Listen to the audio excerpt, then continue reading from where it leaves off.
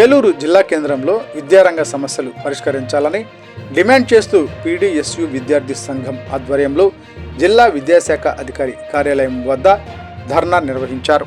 ఈ సందర్భంగా పీడీఎస్యు రాష్ట్ర ప్రధాన కార్యదర్శి ఎం వినోద్, పీడీఎస్యు జిల్లా అధ్యక్షులు కాకి నాని, జిల్లా ప్రధాన కార్యదర్శి బి వినోదులు మాట్లాడుతూ రాష్ట్రంలో విద్యారంగ సమస్యలు పరిష్కరించడంలో రాష్ట్ర ప్రభుత్వం విద్యాశాఖ మంత్రి నారా లోకేష్ నిర్లక్ష్యం వహిస్తున్నారని అన్నారు.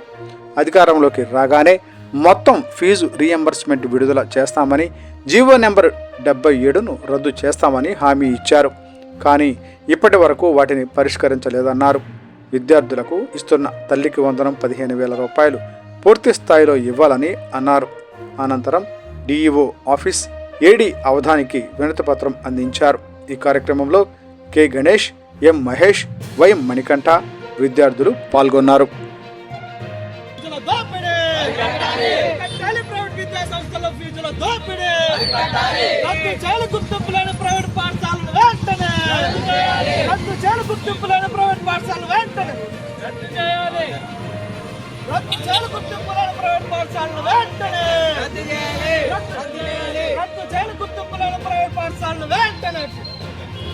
ఇవ్వాలి ప్రతి విద్యార్థికి 15,000 రూపాయలు. ఇవ్వాలి తల్లికి వందనం కింద ప్రతి విద్యార్థికి 15,000 రూపాయలు. ఇవ్వాలి తల్లికి వందనం కింద 15,000 రూపాయలు.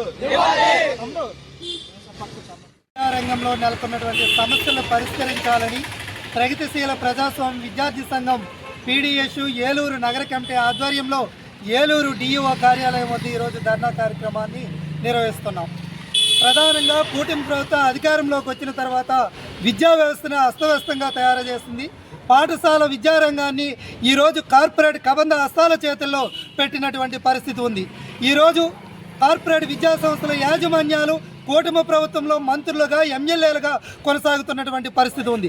నారాయణ విద్యా సంస్థల అధినేత నారాయణ ఈరోజు ఒక మంత్రిగా ఉన్నారు.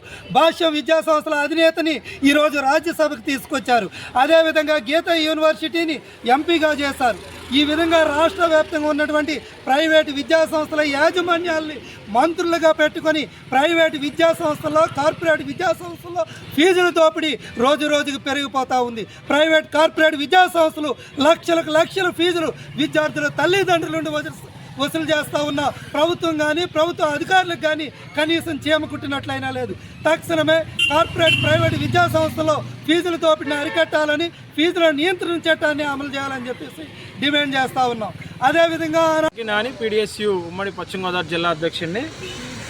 ఏలూరు జిల్లా వ్యాప్తంగా అనేక పాఠశాలలు అనుమతులు లేకుండా ఒక బ్రాంచ్ పర్మిషన్ తీసుకొని 2-3 బ్రాంచీలు నడుపుతూ ఉన్నారు.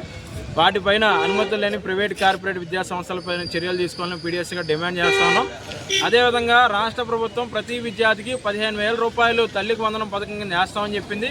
కానీ 13,000 రూపాయలు వేస్తూ ఉన్నారు. మిగతా చాలామంది విద్యార్థులు ఇప్పటికి కూడా తల్లికి వందనం పథకం డబ్బులు పడకపోవడం వల్ల చాలామంది విద్యార్థులు, తల్లిదండ్రులు ఆందోళన వ్యక్తం చేస్తూ ఉన్నారు. కాబట్టి 15,000 రూపాయలు ఇవ్వాలని చెప్పి డిమాండ్ చేస్తూ ఉన్నాం.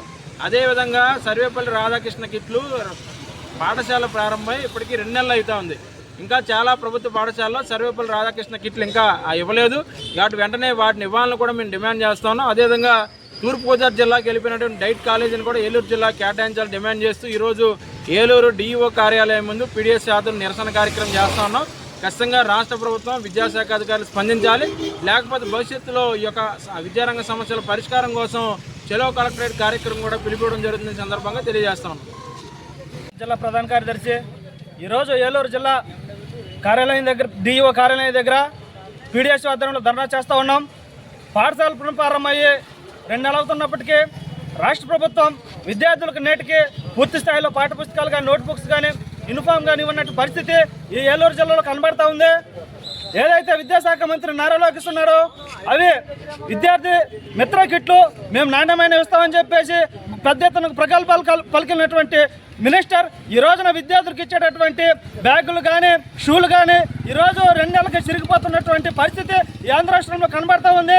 ఏదైతే ఈ తల్లికి వందనం పథకం పేరుతోటి రాష్ట్ర విద్యార్థులకి అందరికీ ప్రతి విద్యార్థికి 15,000 రూపాయలు ఇస్తానని చెప్పేసి నేడు కేవలం 13,000 రూపాయలు ఇస్తూ ఉన్నారు. అవి కూడా నామమాత్రంగా ఇస్తూ ఉన్నారు. చాలా మంది విద్యార్థులకి తల్లుల అకౌంట్లో ఈ రోజున పడినటువంటి పరిస్థితి ఈ రోజున కనబడతా ఉంది. కాబట్టి పీడిఎస్ విద్యార్థి సంఘ ఆధ్వర్యంలో మేము విద్యార్థులకు ఇచ్చేటటువంటి విద్యార్థి మిత్ర కిట్లు నాణ్యమైన ఇవ్వాలని, పూర్తి స్థాయిలో ప్రతి విద్యార్థికి 15,000 రూపాయలు ఇవ్వాలని, అదేవిధంగా ప్రైవేట్ కార్పొరేట్ విద్యాసంస్థల ఫీజుల దోపిడీ నిరకట్టాలని మేము పీడిఎస్ విద్యాసంఘంగా మేము డిమాండ్ చేస్తా ఉన్నాం.